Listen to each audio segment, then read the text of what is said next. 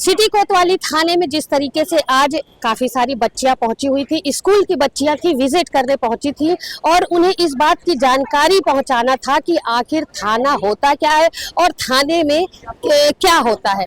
अभी तक उन्हें ये पता था कि चोरों को पकड़ के लाया जाता है, मारा पीटा जाता है, फिर उनको जेल भेजा जाता है, लेकिन यहाँ पर आने के बाद काफी सारी बातों को उन्होंने सीखा है। ममता अली शर्मा से काफी सारी बातें वो सीख करके जा रही हैं और कुछ का कहना है कि मैडम जो है टीआई जो है कोतवाली थाने की जो टीआई है वो उनकी आइडियल बन चुकी है। अब उन्हीं की तरह वो पढ़ाई करेंगी। जो यहाँ बच्चियां मौजूद हैं कुछ ने जवाब दिया है कि अब वो उनकी तरह पढ़ाई करेंगी और उनके जैसे ही बनेंगी। निश्चित तौर पर जो प्रयास थाना प्रभारी के द्वारा आज बच्चों को लेकर के किया गया है, लड़कियों को लेकर के किया गया है, काफी सराहनीय, क्योंकि अक्सर देखा जाता है कि अपराध की ज्यादातर शिकार जो है वो छोटी बच्चियां, लड़कियां और महिलाएं ही होती हैं। तो अब जब ये जो बच्चियां हैं थाने से कुछ सीख लेकर के जा रही है, जागरूक होकर के जा रही है, तो अब यदि उनके साथ अपराध होता है तो इसके लिए वो आवाज उठाने की हिम्मत रखती है और आवाज उठा करके अपराधी को थाने तक पहुंचाने तक और थाने में पहुंचकर शिकायत करने तक का हौसला यहां से लेकर के वो जा रही है। सिटी कोतवाली टीआई ममता अली शर्मा मेरे साथ मौजूद है। जी मैडम, बताएंगे आज काफी सारे बच्चे स्कूलों के आए हुए हैं, आपके द्वारा क्या फीडबैक उन्हें दिया जा रहा है? मैडम, मेरे द्वारा